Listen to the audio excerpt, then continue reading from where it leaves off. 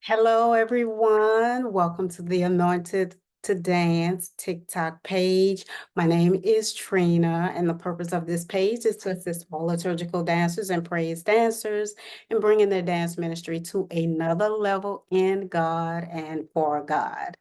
I apologize for the video being a day late. It's supposed to be on Friday, but today is Saturday. Things have come up that prevented me from being on time. So of course, that worked on my nerves because I'm a timely person. So please forgive me. All right. If there are any dance topics that you would like to hear me discuss, or any topics in general you would like to hear me discuss, let me know in the comments, or you could DM me. And also, if there are any dance videos of yours or anyone else's that you would love for me to review, then let me know in the comments as well. Or you can DM me while TikTok is still here. I think we have a few more months left. Now, on last week, we talked about the topic was preparing ministry for persons with a physical disability. And I had a special guest. Her name was Miss Twylan Mormon. She's one of my Walk with Stoke sisters who I met during the pandemic through our favorite artist, Stokely Williams. And we've been connected ever since. She is a person who uses a wheelchair, and she provided great tips and recommendations, a lot of do's and don'ts of when you're interacting or just simply conversing with someone or a person who uses a wheelchair. So I encourage you to go to my previous video as well as my YouTube page, YouTube channel. You can see the entire video in its entirety, as a whole, should I say, as opposed to in parts, as it is shown during TikTok. So you just go to the video, check it out, be encouraged, be knowledgeable, and be aware. And it might help you. I hope it does help you, someone out there, in knowing how the do's and don'ts, knowing how to interact with persons with a physical disability, in particular, those persons who use a wheelchair. Now, today, we're going to talk about you might be the only Jesus people see. Now, and as relates to kind of flows from like connects with the previous content, as relates to conversion or conversing with someone with a physical disability or just a disability in general, we need to be mindful, we need to be compassionate, we need to be understanding, we need to be empathetic with those individuals, and not to be too helpful, but we need to be have those kind of characteristics when dealing with it, encountering or interacting with individuals with a disability. And those are the characteristics that Jesus had. And that's how it connects with today's topic. You might be the only Jesus that some people may see. Now, I've from my experience as a praise dancer and as well as just a general dancer in the ministry here in New Orleans as well as in Atlanta, I've been approached by quite a few people in the grocery store, and particularly Walmart. Let me use that as an example. It comes off the top of my head at the moment. And individual will come up to me in the grocery aisle and is like, "Hey, I know you. I know your face. I may not know your name, but I know your face. You one of the dancers at the church. You do praise dance." And I smile. I greet them with a smile as well because they're so excited to see me. It's like a celebrity type. I felt like a celebrity in a sense, even though I'm not a celebrity for God. So I greet them with a smile, and I confirm that, hey, yeah, that's me. I'm praising the Lord in the dance of something that I'm very, very passionate about.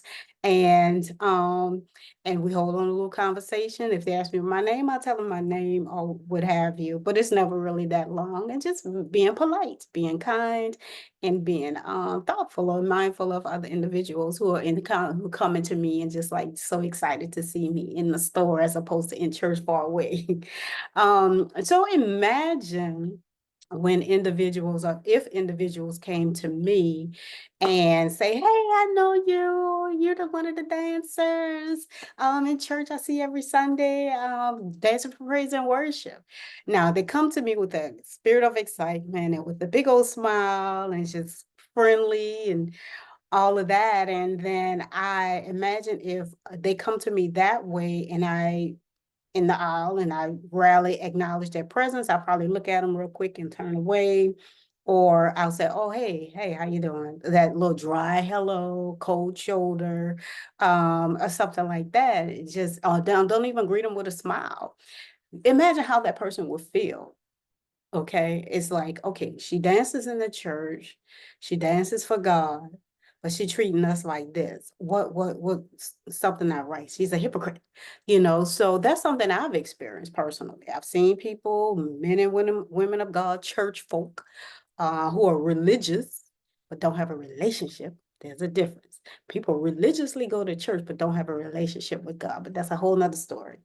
So I've encountered individuals like that, and not just in the store, just maybe in the mall or something. And I was like, hey, how you doing? And I get, oh, hey, that kind of thing. It's like, okay.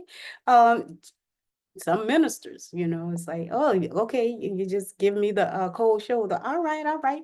And so that's the kind of treatment that Jesus would not do. It's like, okay, where's the Jesus in that person on that Sunday when I saw him or her on that Sunday smiling at everybody, hugging everybody, all kissy kissy, so friendly, extra friendly. But here I see you barely speaking to me, barely acknowledging my presence. What's going on? Where's the Jesus in you? Where's the God in you? God and Jesus are one. Where was the God in that individual? So imagine if I reacted the same way or treated that person the same way, or those individuals, because I do remember one time it was a couple that came and approached me and was excited to see me close up. And so imagine if I treated those individuals that way. What would Jesus say? You know the old saying, what would Jesus do? What would Jesus say? What would Jesus think? It's like, what would God think? It's like, you're not representing me, because we are made in the image of God. We are reflections of God. So those of us who are have a relationship again with God, our behaviors change, our way of thinking change, the way we treat others change, or should change. It's supposed to change if we have that actual relationship with God, as opposed to, again, going to church, religiously doing or singing in the choir, or working on the usher board, being a minister, being an armor bearer. We're religiously doing that, but the relationship with God is not there, making which affects us negatively as it relates to how we treat people, not just family members, but friends and just strangers. And you know what Jesus said, you do it to the least of these, you do it unto me. So you must always be mindful of how you treat people as you go about your daily work, your daily way of life, and what daily way of living as you journey along this earth. You have to be mindful of how you treat people, just like Jesus was when he walked this earth.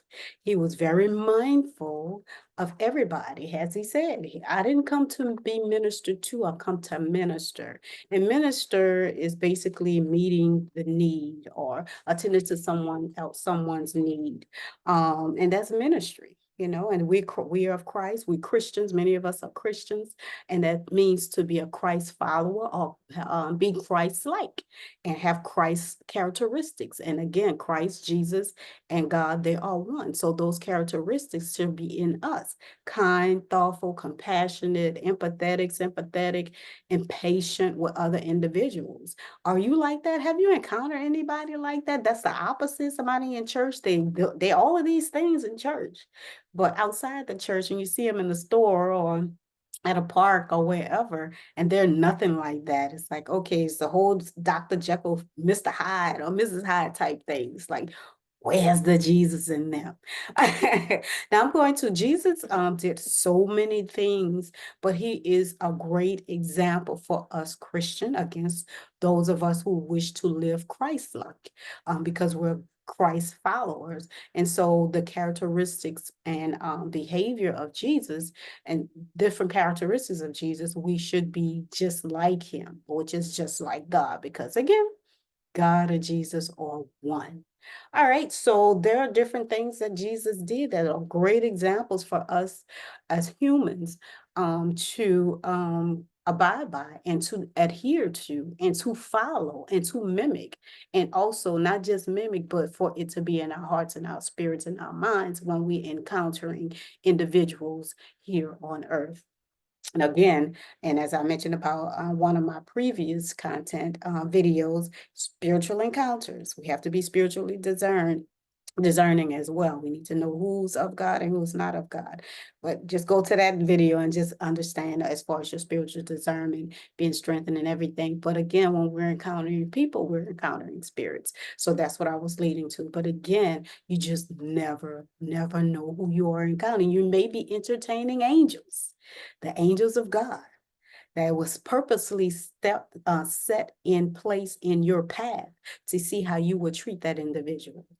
Now, for example, these are some of the examples that Jesus did while on earth, and I'm gonna give you some scriptures and a few characters, individuals, persons in the Bible who Jesus encountered and helped because he had compassion for them. He had patience with them. Okay, he was mindful of their situation. He was very thoughtful. He was very loving and he was very kind. So the first person I'm going to talk about is blind Bartimaeus. Many of you heard him. Is Mark chapter 10, verses 46 through 52. You can read it on your own. And it's basically blind Bartimaeus. He was a beggar, kind of like the homeless, as you see today. But he was blind, and so there are blind individuals who are homeless. And he was a beggar on the street. And Jesus was passing by, and he heard Jesus was nearby. And he was like, he called unto Jesus, and Jesus was like, basically asked, well, what do you want me to do for you? What can I do for you? And he said, I want my sight back. And so Jesus said, because of your faith has made you whole. So he got his sight back. So Jesus asked, what you need? What do you need? What do you want me to do for you? Okay, and that's how we should be. Somebody needs clothes, and somebody said, "Can you help me with some clothes?" Or a donation towards this foundation, just you see something, somebody call out for you. And if it's in your power, and if it's not in your power financially, oh, you can pray. You could pray for them, or you could connect them to resources that you're aware of. There are different ways you can help individuals who are in need. Again, meeting the need, which is ministry. All right. So that was blind Bartimaeus. Another one is when Jesus fed the 4,000 as well as the 5,000. I know you hear a lot about Jesus fed the 5,000, 2 fish and 5 loaves of bread, but Jesus also fed the 4,000 people at the Sea of Galilee with a few fish. Let me see, there were a few fish and 7 loaves of bread. So, and that this one, the 4,000, Matthew 5th, chapter 15, verses 29 to 39. And when Jesus fed the 5,000, that's in Mark chapter 6, verses 30 through 44, if you want to read that on your own. Again, when Jesus fed the 4,000, that's Matthew chapter 15, verses 29 to 39. And then with the 7 loaves of bread and a few little fishes, because there were so many different ones. And as well as Mark chapter 6, verses 30 to 44, where Jesus fed 5,000 with 2 fish and five loaves of bread, which you've heard that many times. And Jesus fed the multitude because he said he had compassion on them. With the 4,000, they were with him for 3 days. He said, I have compassion on them. I don't want to send them away and they faint because they didn't eat all these 3 days. I don't want to send them away hungry. So he fed them. So he had the compassion of the individuals of 5,000. He had compassion because he saw the need. They were hungry and he fed them. And just like many of us, there you see people, individuals who may be in need of food. Help them. Why not? If you can help it, if you have the finances, you have $5, $2 on you, help them out. And a lot of time, and you don't have to do it on social media. Okay. If you're doing something genuinely, this is my personal opinion, you don't have to videotape it just to show people that you are a good Samaritan. You are a good Samaritan. A lot of times when you're helping someone in the spur of the moment, ministry, you don't always have to, it's just like that. Don't take the time out to be uh in the limelight to videotape so people can see what you do. No, don't be like the Pharisees. Do things because God sees it. God sees it all. God sees what you're doing. So just like I've done it many times. I've helped out just not too long ago, like last week. I was going into a Smoothie King. And a gentleman, he asked me if I could give him some money to get him a smoothie. I just asked him, I said, well, what kind do you want? And he told me what kind. It was a special kind. So I said, you know what, come inside and order for yourself. I let him order first, and I ordered mine, and I paid for both of ours, and that was that. Some people will just hurry up and grab out while he going inside and he places his order. Somebody would have gotten their phone out and start videotaping. No, there was no time for that. There was no need for that because God sees my heart. God knows my heart. I'm a giving person. I'm a compassionate person because Jesus in me. There's Jesus in me. There's a God in me that has a compassion for the people here on earth. And that's how we all should be. Because again, he could have been that angel that was placed right there for me to see how I will react, see how I will treat him. God could have placed that spirit right there, that angel. That could have been an angel. So again, you got to be aware of how you entertain people because you just may be entertaining an angel that was placed purposefully by God to see how you will treat that individual. And of course, we all get our blessing. You get your blessing in the long run. You're not always going to get your blessing financially. You get your blessing by health, longevity, life longevity. You get your blessings by favor. People calling you and you don't even know that they're gonna call you, and you find yourself being elevated and promoted in positions that you weren't even qualified for. Things like that, just blessings and beyond. You just never know. So feeding other individuals, and again, don't always do it for show. If you coming from the heart, pulling out your phones and videotape wouldn't even cross your mind, just like it didn't cross mine. So feeding the multitude. And then Jesus also had compassion and understanding and patience and forgiving and non-judgmental spirit for the woman who was caught in the act of adultery. John chapter 8, verses 1-7. And we need to be non-judgmental. Of course, judgment, it could be negatively and positively, positively in the sense of being judged, with dance shows, dance competitions and stuff like that. Any competition that's being judgmental as well. But when people say being judgmental in general, they always think negatively. But you could be judged positively as well. So that's another story. But in this sense, she was being judged negatively by the people around Mount Olives, the scribes and the Pharisees being judgmented by these individuals. And they brought her to him while he was at the Mount of Olives, at the temple, getting ready to teach. Okay. And so, and this, you may have heard it many times. Again, this is John chapter 8, verses 1-7.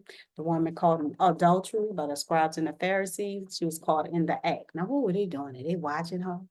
They wanted some, it's like really you watching her every day so you could catch her in the act. But anyway, that's a whole nother story. That's a whole nother story, baby. And so they caught her in the act. They brought her to Jesus just to test him to see how he's going to react and what he's going to do, because they said that, well, according to Moses, if a person caught in adultery, they need to be stoned to death. Okay, so in this case, Jesus didn't tell him anything. He stooped down, started writing in the sand, and they was like, "Jesus, do you hear? Do you hear? Did you hear what we said? She was caught in adultery." Jesus stood up, and he stooped down again, and wrote something. He did not say a word. He didn't say a word. And then he stood up, and then while he stood, he did stand, he did say, "You who are without sin, cast the first stone." Since in the days of Moses, if you were caught in adultery, you are stoned to death, scribes and Pharisees. Okay, well, that's the case. If you have a sin, then you should be stoned, basically is what Jesus was saying. So that's why he told them, okay, those of you who are without sin, cast the first stone at this woman. And of course, nobody could, because they were convicted. It's like, oh, I know I'd sinned. I'd done something. Whatever they did, they know they sinned, because they all walked away one by one, from the oldest to the youngest. They left. And when Jesus looked up and saw that it was just him and the woman that was left, he was like, well, where are your accusers? Didn't no one cast a stone at? She was like, no, just you and me here, my Lord. So non-judgmental. And so that's how we should be. We should be mindful of people's situations, and we have to be mindful and reflect and look in the mirror. You've done some things, I've done some things that were not pleasing in God's sight. Even if it was a simple lie, that's a sin. Okay. Even if you steal, that's a sin. Okay. People look at the big sin. There's no big sin and there's no little sin. Some people look at certain sins as a big sin. They should be crucified. No, look at your 10 commandments. No idol gods. People idolize their cars, idolize their houses, idolize their shoes. You made it your idol. And you got to be careful because God will take that away from you. That's another story. I have so many stories. Don't have certain idols. That might be one of my topics. Come to think about it. Only God. The great I am, the I am that I am, should be your one and only true God, if you believe in him. I'm not talking to the infidels. If you're an infidel, a non-believer, then move on. Ignore this video and any other content that I provide. All right, so that was Jesus with the woman who were caught in adultery by the scribes and the Pharisees. And also, there was a time Jesus showed the spirit of servanthood. He had a servant's heart. And what I mean by that, in John chapter 13, verses 1 through 17, Jesus washed his disciples' feet right during the Passover, right after the Passover. When the Passover was done, he got up, he got this towel, girded himself with the towel, and he got a bowl, filled it up with water, and he stooped down by each disciple's feet and washed them. Servant, heart of a servant, and we should be servants. I remember somebody sharing with me about wait on the Lord and be of good courage. That scripture, when you're waiting on the Lord, waiting can also mean serving. While you're waiting on the Lord to do something for you, whatever you're in need of, whatever you pray for, while you're waiting, serve. Serve people, serve your family members, serve your friends in whatever capacity they need service in. They need your help in. And again, it's not always financially. You don't always have to financially help people financially. You don't always have to help people financially. You could help them by helping them move. Some people move, okay, you need some help, I can help you move, or you need me to write something for you. You need me to type something for you. It could be the little things that can mean so much to so many different people. You just never know. So serve. Jesus, the Son of the true and living God, who now sits on the right hand of the Father, served. He had a servant's heart. He washed his disciples' feet. He stooped down, and stooping down, kneeling down is a sign of humility. He was very humble. So we need to have that spirit of humility as well when we're encountering people. Of course, Jesus was firm that yes, you can stand firm on certain things as well. Jesus didn't play either. Jesus told you about yourself. Yes, he did. He told the scribes and the Pharisees about themselves, calling them hypocrites and stuff, because he's a truth teller. He'll tell you the truth about yourself. And that's how we should be as well. We can tell the truth, yet still be humble. We could still be compassionate. We could still be kind. We could still be loving. We could still be patient. We could still be empathetic. We could still be sympathetic with individuals. Yet we can still tell the truth and not people push over on us and consider us and look at us like we doormats. Oh, child, she's not going to do nothing, or he's not going to do anything because he's a Christian or she's a Christian. But just like Jesus, we could flip tables too, baby. We could flip tables too. Okay? Don't try us. Yeah, we still are of God, and God gets mad too. Okay. Again, we're reflections and images of him because he made us in the image of him. So yeah, so don't try us. So Jesus did that. He had a servant's heart. And he showed that. He displayed that. And also, and again, that was John chapter 13, verses 1 through 17, if you want to read that. The next one is and those are the different examples I wanted to use. Now, Jesus lives in us, as I mentioned before. 1 John chapter 4, verse 12, it says, if we love one another, God dwelleth in us, and his love is perfect in us. So showing love, that lets you know that if you show love towards people, that means God is in you. And the God in me, the Jesus in me, should be the God in you and the Jesus in you as well. And that's the Jesus and the God that people should see whenever they're encountering us spiritually as well as physically. Now, Jesus did many other things, as I mentioned before, but these are the focal points that I wanted to bring to your attention. And now, again, as again, we're reflections of God. So keep in mind that we should be in possession of the characteristics of Jesus, of God. We should be compassionate. We should be patient. We should be kind. We should be loving. We should be humble, have a servant's heart, non-judgmental, and we communicate with people. And it's the way you communicate with people. And as I said in before, when people came to me and say, oh, hey, how you doing? I know you. I could have communicated with them in an ugly fashion, but I didn't, because that's not the God in me. That's not the Jesus in me. That's not my personality, because the characteristics that was instilled in me to be friendly again. And of course, I'm from the South too. So, I'm from the South, so we're very hospitable and very friendly as well.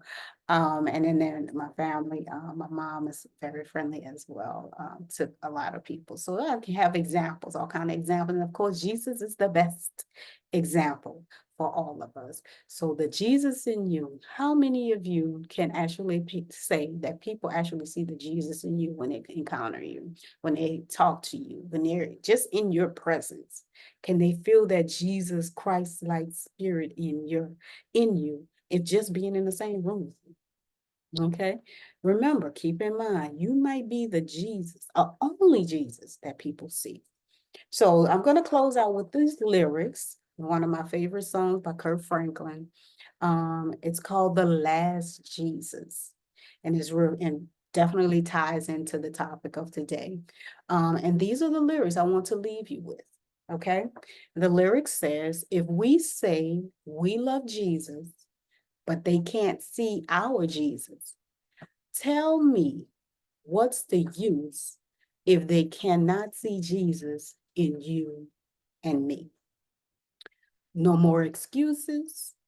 We give it all away because we may be the only Jesus they see. They see. See those people? We may be the only Jesus they see. These people see. All right. So keep that in mind. You just might be the only Jesus people see. Live it up. Live it up. On next week, we're going to talk about praising him in the day. Oh, there's so many different ways to do it, and I can't wait to discuss this with you. Until then, you be blessed and be the Jesus that people see.